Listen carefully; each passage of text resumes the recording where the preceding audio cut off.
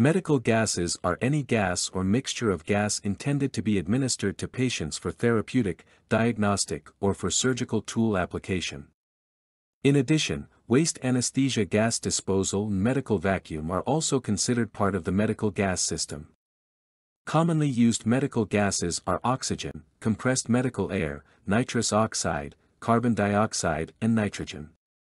Medical gases are considered prescription drugs and should be prescribed appropriately with dose, frequency, and duration and route.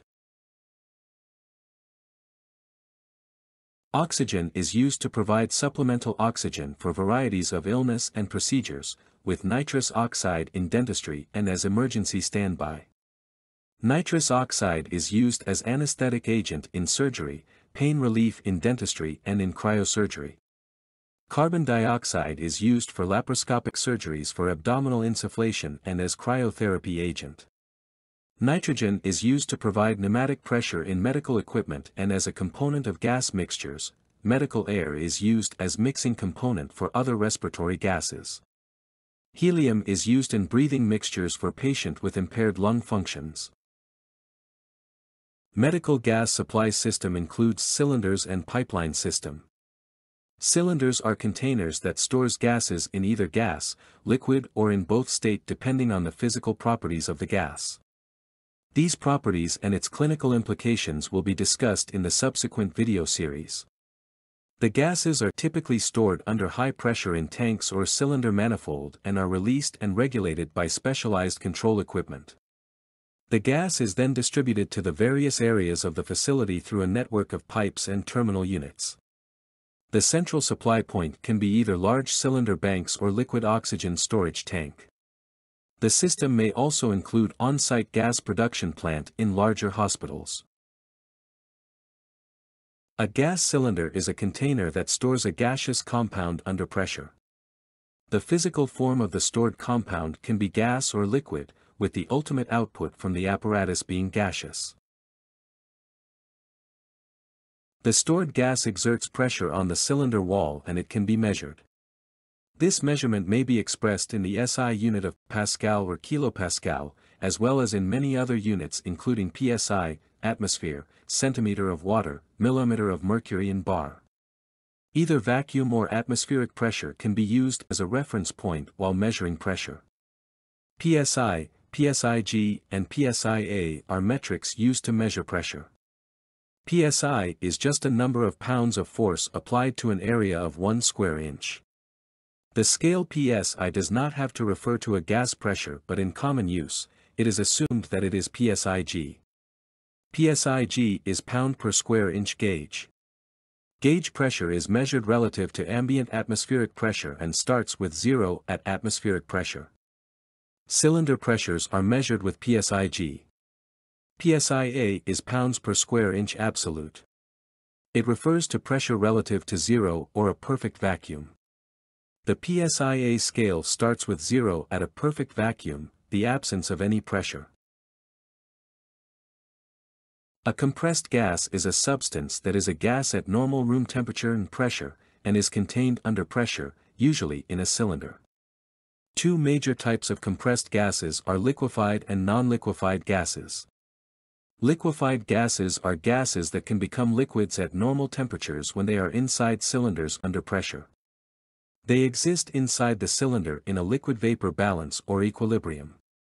As gas is removed from the cylinder, enough liquid evaporates to replace it, keeping the pressure in the cylinder constant. Examples are nitrous oxide and carbon dioxide. Non-liquefied gases do not become liquid when they are compressed at normal temperatures, even at very high pressures.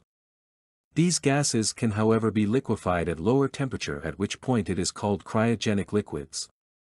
Common examples are oxygen and nitrogen. The reason why some gases, like nitrous oxide, can turn into liquids while others, like oxygen, cannot comes down to their critical temperature and pressure. To turn a gas into a liquid, you need to compress it at the right temperature. Gases become harder to liquefy as you raise the temperature because the particles in the gas gain more kinetic energy, making them more resistant to becoming a liquid. The critical temperature of a gas is the temperature at and above which it cannot be liquefied, no matter how much pressure is applied. The critical temperature of the oxygen is -119 degrees Celsius, so it's gaseous at room temperature. Cooling the gas below this critical temperature can liquefy oxygen. The critical temperature of the nitrous oxide is 36.5 degrees Celsius, so it is a liquid-gas mixture at room temperature. If the room temperature is above 36.5 degrees, it exists only as gas. Critical pressure is a pressure required to liquefy gas at critical temperature.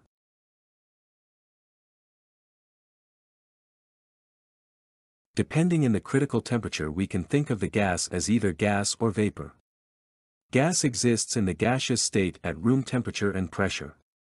Its liquefaction at room temperature is impossible since the room temperature is above its critical temperature as explained earlier.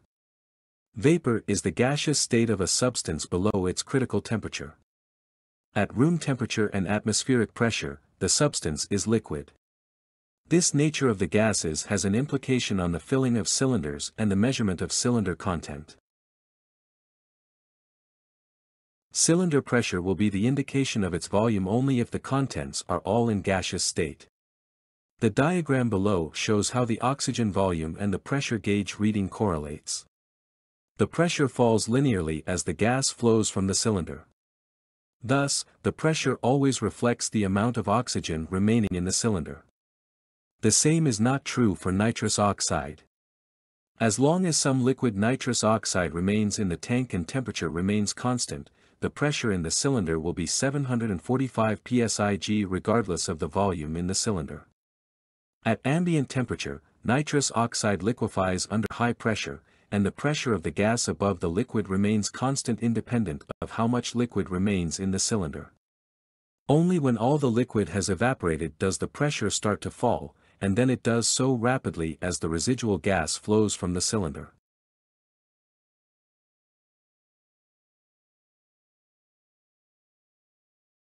There is a limit to the amount of gas a cylinder can hold. The maximum pressure to which a cylinder can be filled at 70 degrees Fahrenheit is called service pressure. At room temperature, oxygen is stored as a gas at a pressure of 2000 psi, whereas nitrous oxide is stored in a liquid phase with its vapor at equilibrium at a pressure of 745 psi. As the liquid is less compressible than the gas, nitrous oxide cylinder is partially filled. Limiting the cylinder filling minimizes the risk of dangerous increases in pressure due to increased vaporization of the liquid with increase in the ambient temperature. This scenario could lead to an explosion. For liquefied gases like nitrous oxide, filling ratio is used to determine the level to which a cylinder is filled. The filling ratio is the ratio of weight of the gas in the cylinder to the weight of water the cylinder can hold. In United Kingdom, the filling ratio for nitrous oxide is 0.75. If a cylinder can hold 100 liters of water, it can hold 75 liters of nitrous oxide. In hotter climates, the filling ratio is reduced to 0.67. For non-liquefied gas like oxygen, it is recommended not exceed the service pressure, though 10% above the service pressure is allowed in a tested cylinder. Boyle's law is a gas law which states that the pressure exerted by a given mass of gas at a constant temperature is inversely proportional to the volume occupied by it. In other words, the pressure and volume of a gas are inversely proportional to each other as long as the temperature and the quantity of gas are kept constant. Since temperature is constant, pressure multiplied by volume is equal to constant. Finally, if P1 and V1 are the initial pressure and volume of a gas, and P2 and V2 are the changed pressure and volume, we can write as P1V1 equals P2V2. This relationship is very useful to determine the volume of any gas at any given pressure in the cylinder. We can apply Boyle's law to measure the cylinder content based on the pressure gauge reading. A typical E-type cylinder has an internal volume of 5 liters. This is the volume, V1, of an E-cylinder. The reading on the pressure gauge gives us P1 for that volume, let's say 1500 psi since the cylinder is being used. The atmospheric pressure, P2, is 14.7 psi. All we need to calculate is the volume of uncompressed oxygen V2 in cylinder. We can now use the Boyle's law, P1V1 equals P2V2, so V2 equals P1 multiplied by V1 divided by P2, so V2 equals P1V1 divided P2. Replacing with values V2 equals 1500 into 5 by 14.7 is equals 510 liters. An E cylinder with the pressure gauge reading of 1500 psi contains 510 liters of oxygen. There is a linear reduction of the oxygen volume as a full type E oxygen cylinder at a service pressure of 1900 to 2000 psi contains 660 to 690 liters of oxygen. In the earlier slide, we calculated 510 liters as the amount of oxygen left in the E-type cylinder with the pressure of 1500 psi. From this, we can estimate the duration the cylinder will last. Let's say we are using oxygen at the rate of 5 liters per minute. If we divide total volume by flow rate, we can get the time remaining.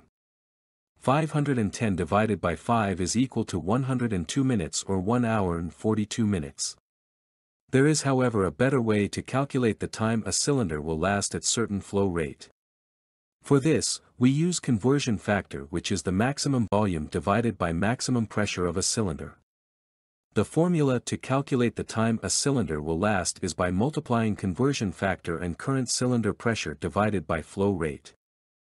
First, let's calculate the conversion factor taking maximum volume of each cylinder as 660 liters and maximum pressure or service pressure as 2000 psi. The factor we get is 0.33. Let's take the same example from the previous slide. Using cylinder gauge pressure as 1500 psi and the flow rate as 5 liters per minute, we get 0.33 times 1500 divided by 5 is equal to 99 minutes or 1 hour and 39 minutes, which is the same time.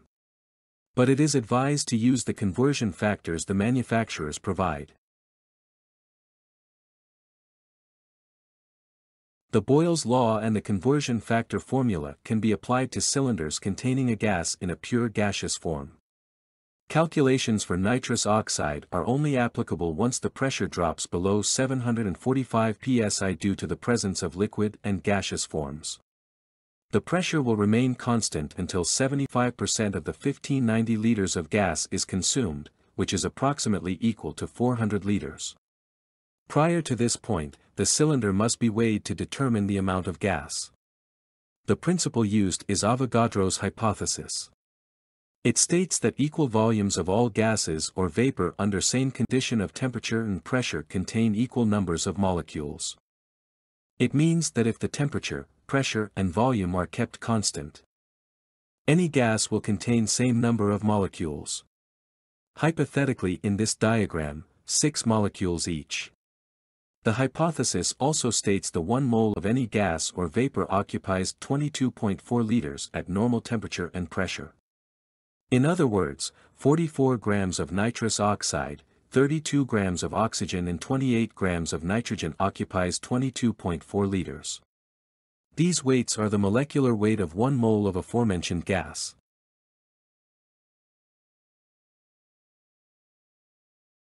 Since nitrous oxide exists in a gas-liquid equilibrium, it is customary to weigh the cylinder with its content. If we subtract the empty cylinder weight, which we call tare weight, from the total cylinder weight, we can measure the weight of nitrous oxide in the cylinder.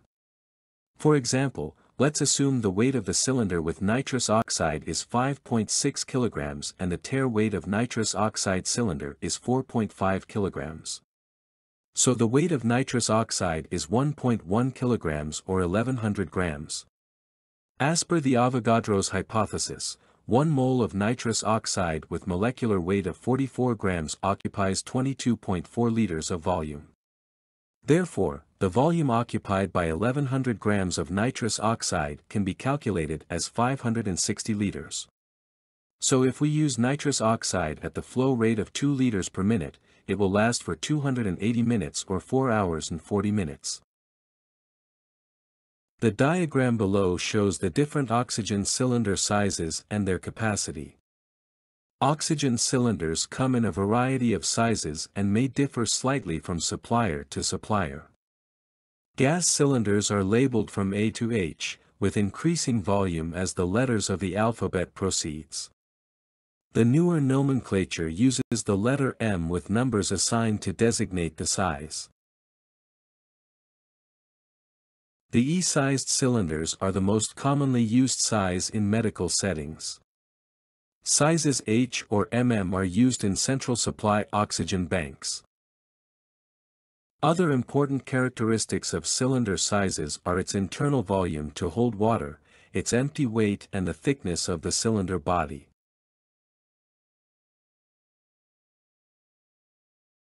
A typical cylinder consists of body and valve.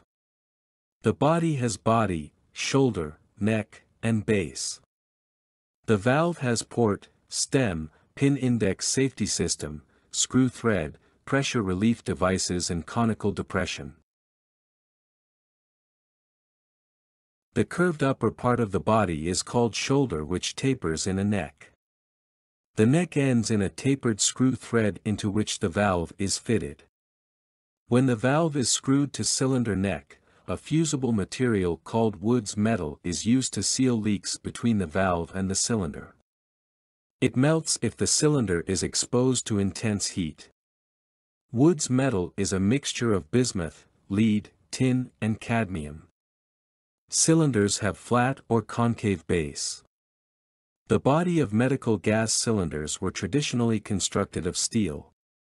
Now they are constructed of lightweight chrome molybdenum steel, aluminum or a composite such as aluminum wrapped in carbon fiber. Special cylinders made from aluminum are useful in MRI room. Composite cylinders are ultra-lightweight, extremely durable and can be filled with higher pressure. These are used by firefighters, paramedics, and emergency first responders. The valve is made of bronze or brass and is most fragile part of cylinder, therefore provided with a metal protection cap to protect it. It has port, stem, pressure relief devices, pin index safety system, conical depression and screw thread. The chemical formula of the particular gas is engraved on the valve. Cylinder are filled and discharged through the valve. The end of the valve is threaded to fit into the corresponding thread of the cylinder neck. Each valve has a stem, which is in close proximity to the seat. Together, they function as a door to the port, enabling the cylinder to be turned on and off. To ensure a reliable seal, the gland nut is meticulously tightened to compress the packing against the spindle. The stem can be manipulated for on-off control using its spindle, where either a hand wheel or a wrench can be employed.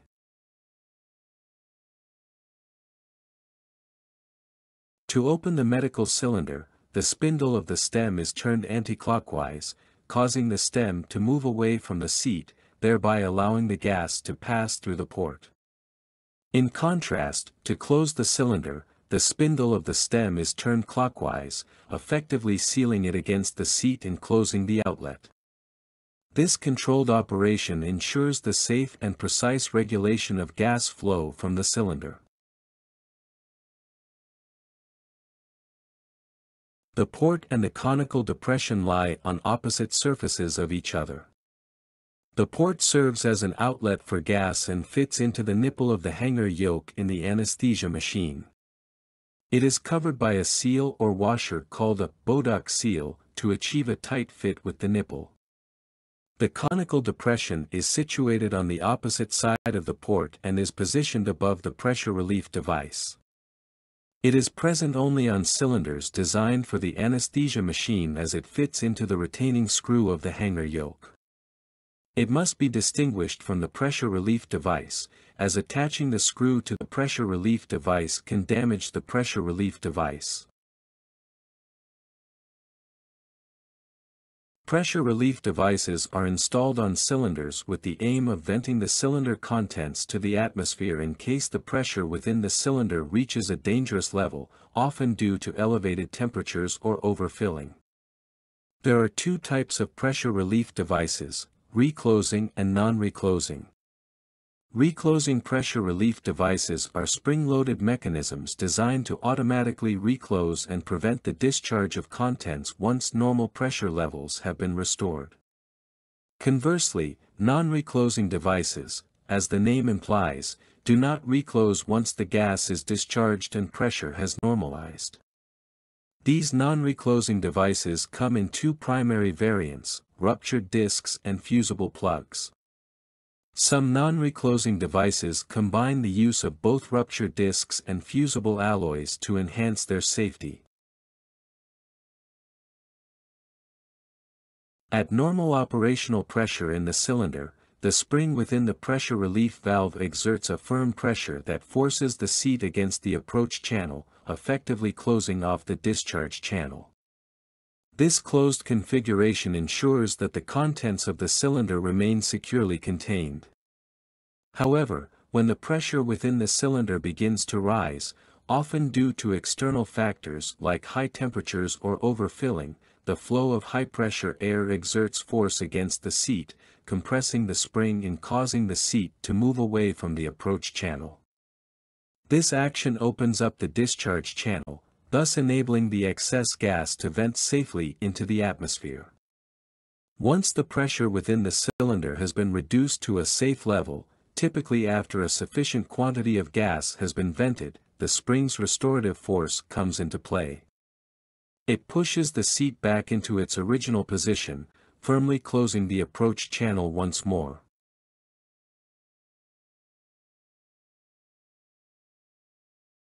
Fusible plugs contain a fusible alloy housed within a brass or bronze retainer.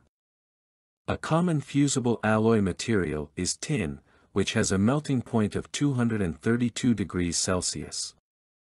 In the event that a cylinder is exposed to fire or other sources of excessive heat, the fusible plug melts, thereby releasing the cylinder's contents.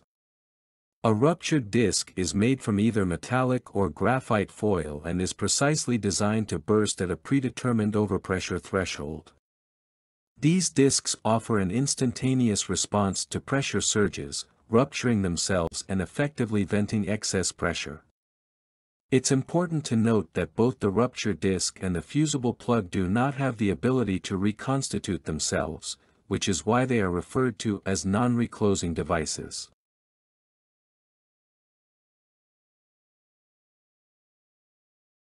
The Pin Index Safety System, or PIS for short, is a mechanism used for attaching cylinders to regulators and anesthesia machine. It involves two precise holes in the cylinder valves that perfectly align with the two pins on the receiving yoke. When these pins and holes don't align, the cylinder's port won't fit snugly into the nipple of the hanger yoke. This system was devised to prevent the inadvertent placement of a cylinder containing the wrong medical gas onto the hanger yoke of an anesthesia machine that was designed for a different gas. The positioning of the holes utilizes an arc of a circle centered around the port, with 7 hole positions equally spaced along it. Various combinations of these holes are chosen for different gases. The corresponding pins on the hanger yoke are precisely designed to fit perfectly into these holes. For example, oxygen is identified by the pin index of 2 and 5, nitrous oxide by 3 and 5, and medical air by 1 and 5. Entanox, on the other hand, is distinguished by having only the hole numbered 7, which aligns vertically beneath the center of the port. Cylinder valves are classified based on the shape or size and the sealing mechanism used in the valve. Depending on the size of the cylinder body, different shapes and sizes of valves are used. Smaller cylinders have pin index valves while larger cylinders have bull-nosed valves. Some of the valve have side spindle and wheel which closes and opens the valve outlet, but, broadly they fall under pin index or bull nose type. Integrated valves have built-in regulators. Based on the sealing mechanism, the valves are either packed or diaphragm type.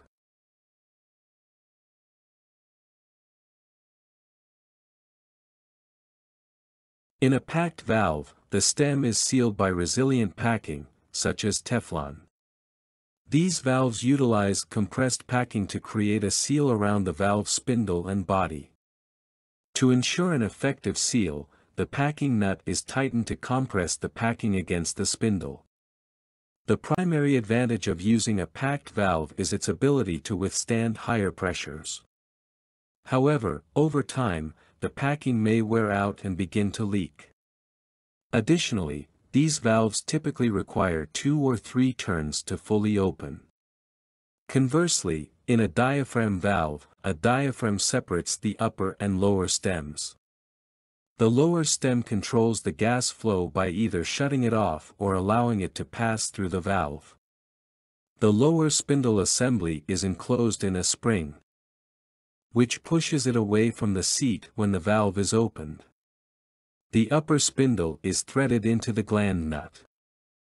The key advantage of using a diaphragm valve is that it can be opened with just half or 3/4 of a turn, making it more convenient. However, these valves are less suitable for handling higher pressures. Color codes are implemented to promote uniformity among manufacturers producing cylinders. Cylinder color coding serves as a vital secondary means of identification, ensuring that the correct product is selected for patient administration. The 2 primary color coding systems adopted globally are ISO, International Organization for Standardization, and the US Color Coding System.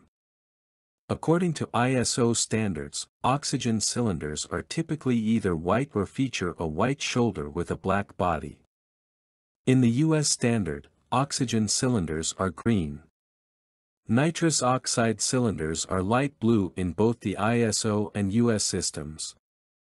For ISO air cylinders, a distinctive zebra-striped pattern of black and white is employed, while in the US standard, these cylinders are yellow. Carbon dioxide cylinders are designated as gray in both systems, while nitrogen cylinders are black, and helium cylinders are brown, consistent across both ISO and US standards. Manufacturers and regulatory bodies like ISO or the International Organization for Standardization adopt regulations to enhance the safety of using compressed gas cylinders. We have observed certain safety features built into medical cylinders in previous videos, such as a pressure relief device that vents excess gas in the event of a fire or excessive pressure, a pin index safety system to ensure the correct use of the intended gas, and color coding to identify cylinders, among other features.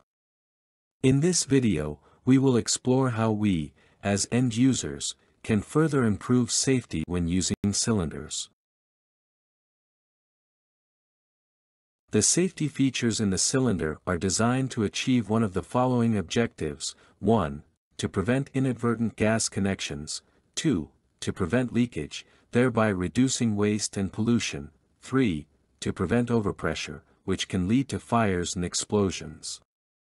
Safety measures such as cylinder color coding, the pin index system, cylinder labeling, and markings are employed to prevent inadvertent gas connections. Manufacturers mandate regular testing, proper storage, handling, and installation of cylinders in hospitals by trained personnel to prevent the leakage of cylinder contents. Overpressure is prevented through the use of pressure relief devices, Bodox seal, and proper storage of the cylinders. Cylinder markings encompass gas-specific information that is stamped on the shoulder of the cylinder.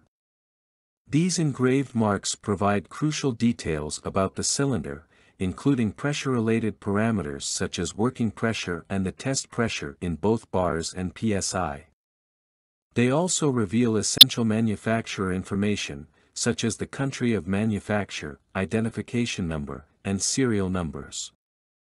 Additionally, there are stamps indicating regulatory and approval organizations, as well as the initial test date and physical characteristics of the cylinder, such as its empty weight, water capacity, and thickness.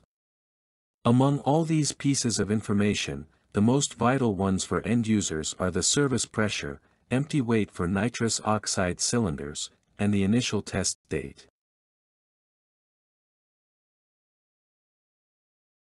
The cylinder label is the most reliable method for identifying cylinder contents.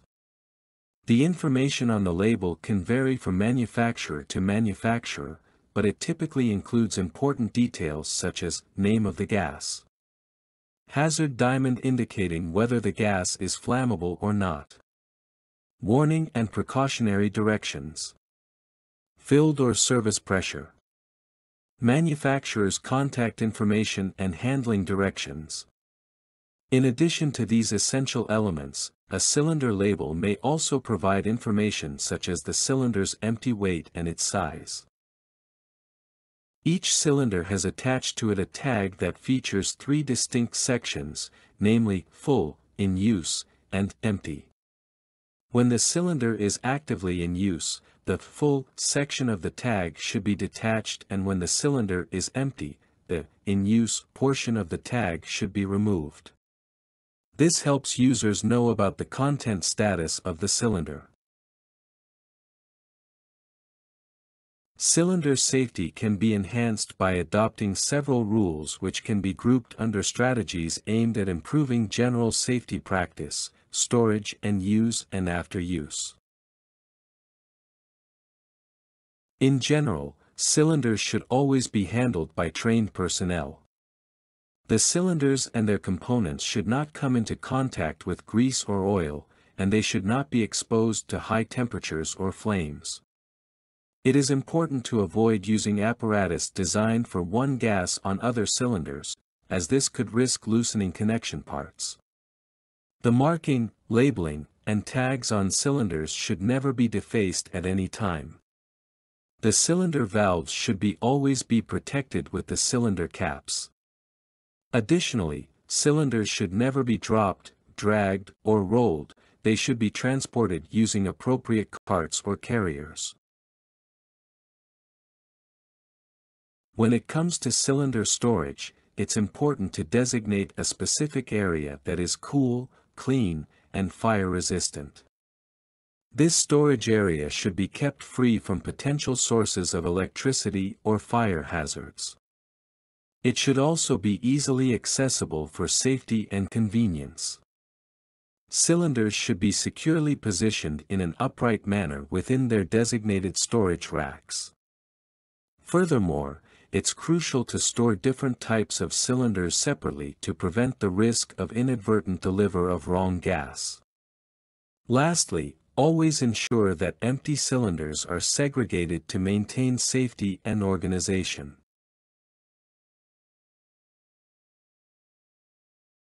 The most important safety measure when handling cylinders is during their use by the end users. It's crucial to follow the markings, labels, and tags to correctly identify the content and the proper direction of use. Before turning on the valve, check the integrity of the washer, pin index safety system, pressure relief device and the port. Ensure the fitting of the pin index safety system to the yoke of the machine. The pressure inside the cylinder should be adequate, typically guided by markings and coloring on the pressure gauge. To reduce the risk of fire and explosions due to adiabatic compression of the gas, open the cylinder valve slowly.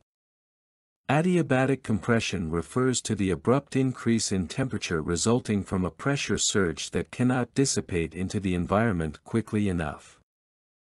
Always use the recommended tools when performing these tasks. After-use care include closing the valve completely and not attaching the empty cylinder to the machine for risk of transfilling from the central supply if the valve is left open.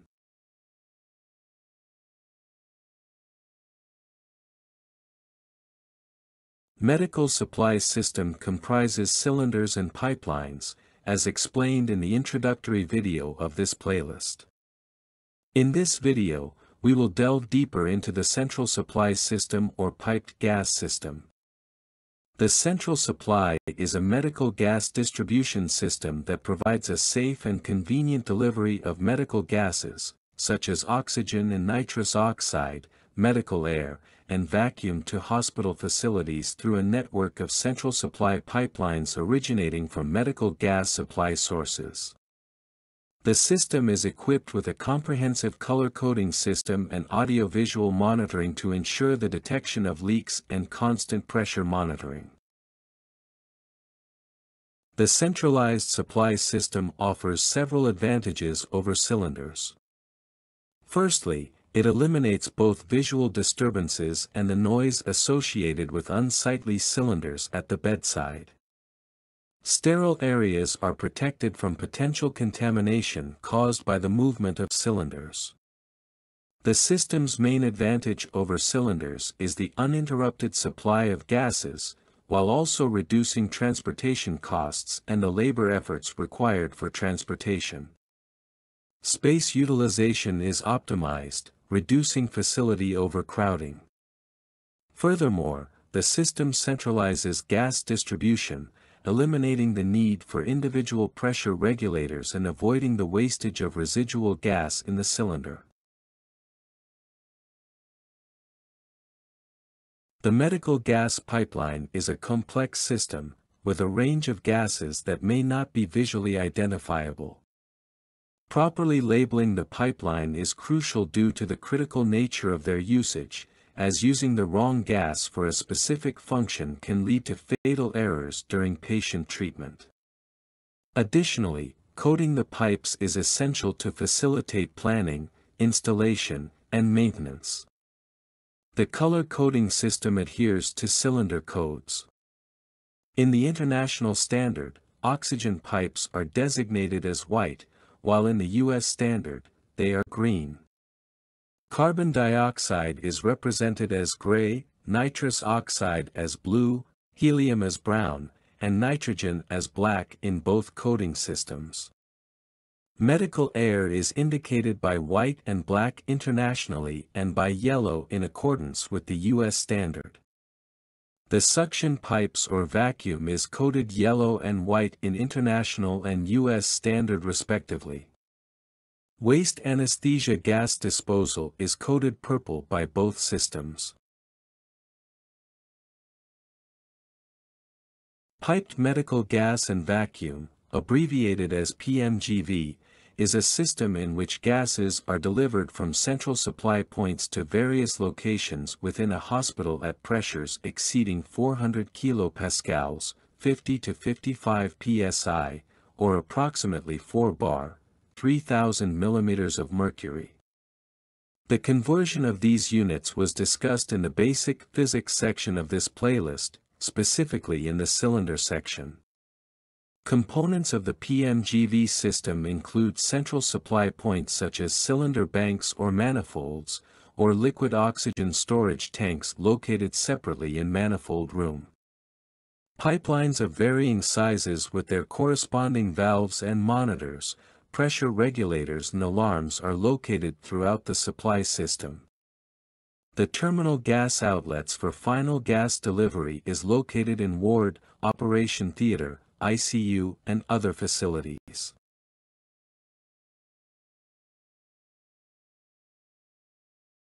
A cylinder manifold is a system of large cylinders interconnected in series using pipes and valves, designed to supply gas through a pipeline system.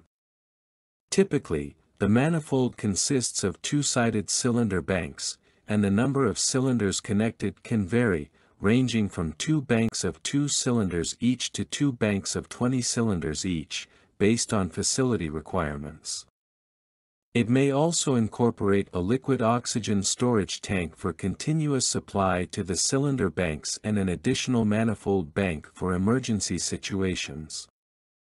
The manifold is equipped with manual or automatic changeover systems between full and empty banks, and a low-pressure alarm signals when it's time to switch cylinders or the manifold rack facilitated by a shut-off valve. Check valves ensure unidirectional gas flow through the manifold, while regulators maintain pressure at the working level. For added safety, a relief valve activates in case of regulator failure or high pressure, protecting the user's equipment from damage.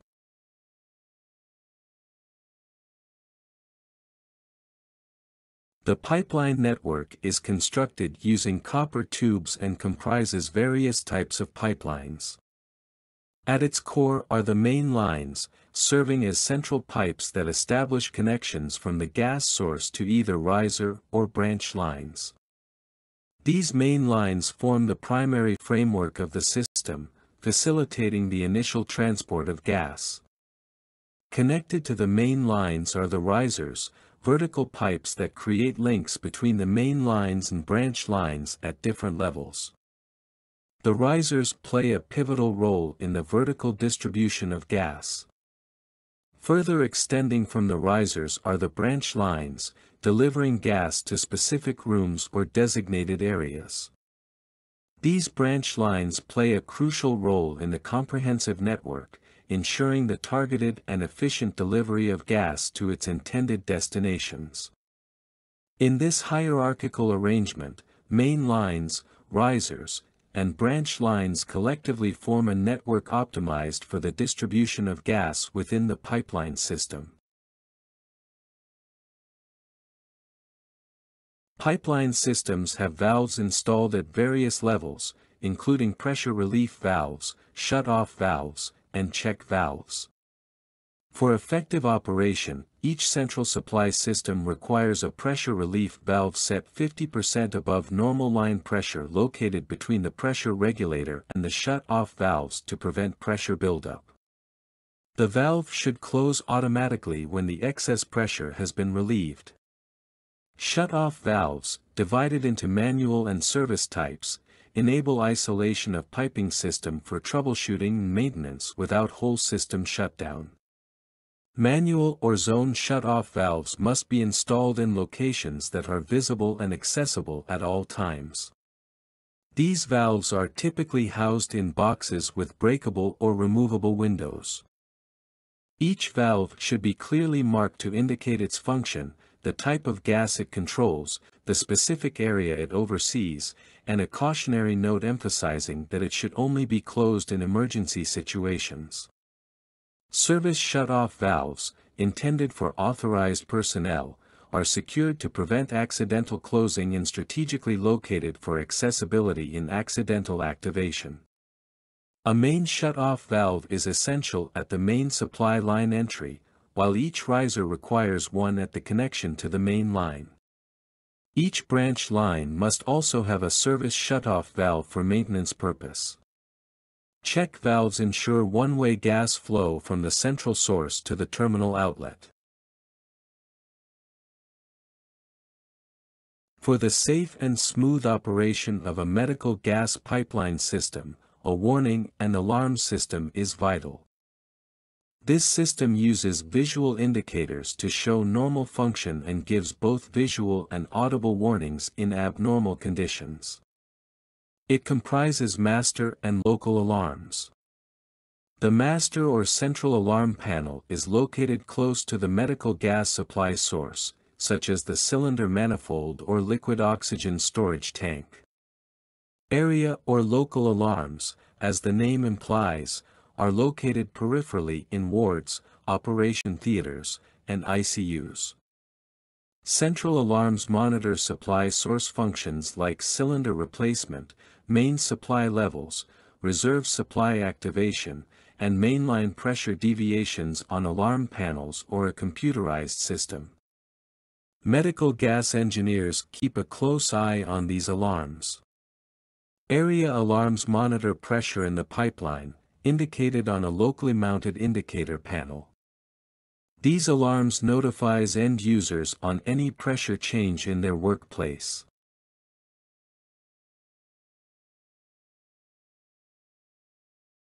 Medical terminal units serve as the final delivery points within medical gas piping systems, facilitating quick connections to the system while enabling single-handed insertion and removal of the medical gas probe.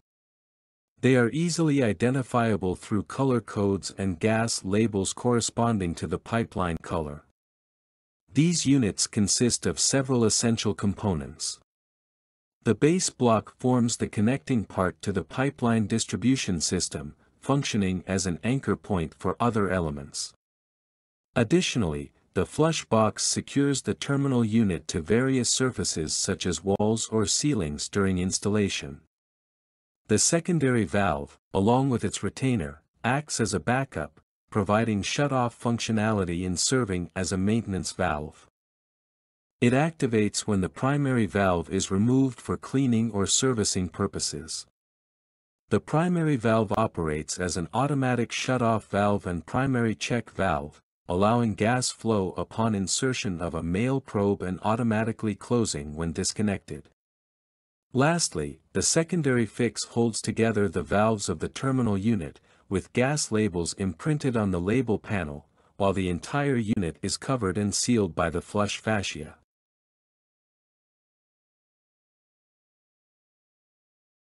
Terminal unit outlets can be mounted on either the wall or the ceiling. There are various types of installations for terminal gas outlets available, such as flush fitting units, surface fitting units, ceiling pendants, and hoses, depending on the facility's requirements. Flush units and surface mounts are commonly found on bed heads in wards and ICUs, while pendants and ceiling hoses are typically utilized in operating theaters. Several safety mechanisms are in place to prevent incorrect gas connections at terminal outlets.